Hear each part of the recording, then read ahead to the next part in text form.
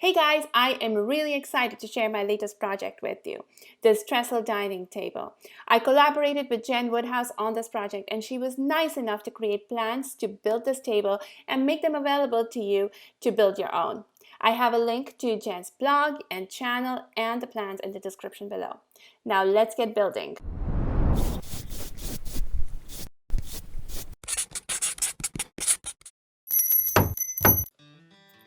The legs are built using 2x4s and there are a bunch of angled cuts. The plans list all the details you need. Once I had all the cuts, I measured and marked the location for all the joints and did a dry fit to make sure that the frame came together well.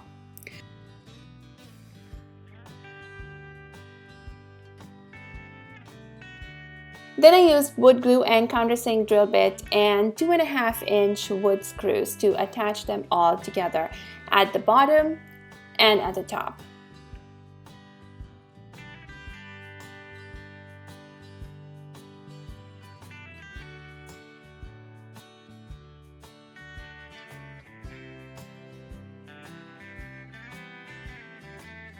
I also attached the feet the same way.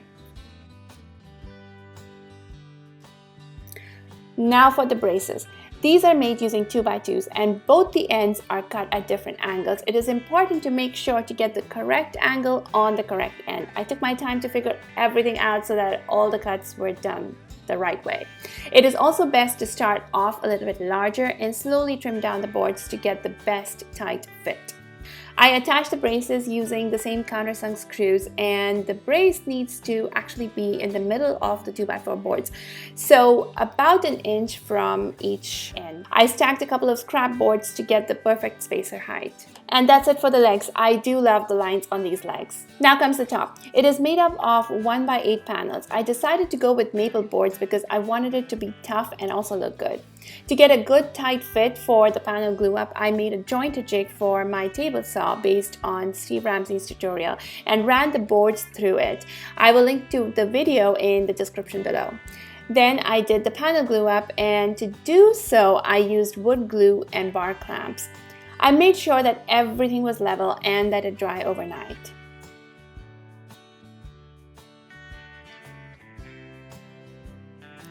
Now for the edge panels. I ran one end through my table saw with the jointing jig and the other end at a 45-degree to get the mitered edge. Then I added both these edge panels to the glue up as well and allowed it to dry overnight.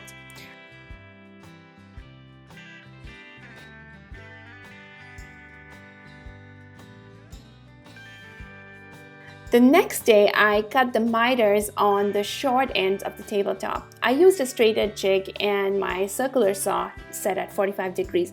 A track saw would be ideal for this, but I used what I had. For the edge trim, I mitered the 1x3 maple boards on the table saw. To get the exact tight fit around the tabletop, I used the edges of the tabletop as a guide to mark the bevel cuts for the ends, and then I cut those on my miter saw. Then I attached them using wood glue and finished nails.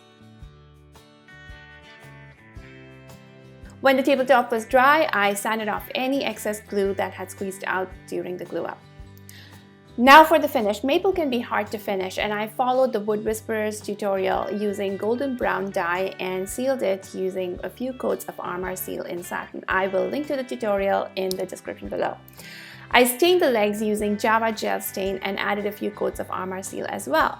Then I connected the braces to the legs. I found it easiest to lay one leg down and connect the runners using pocket hole screws. Be sure to measure and mark the location of the runners accurately. Then I laid down the other leg on its side and connected the runners to their marked locations.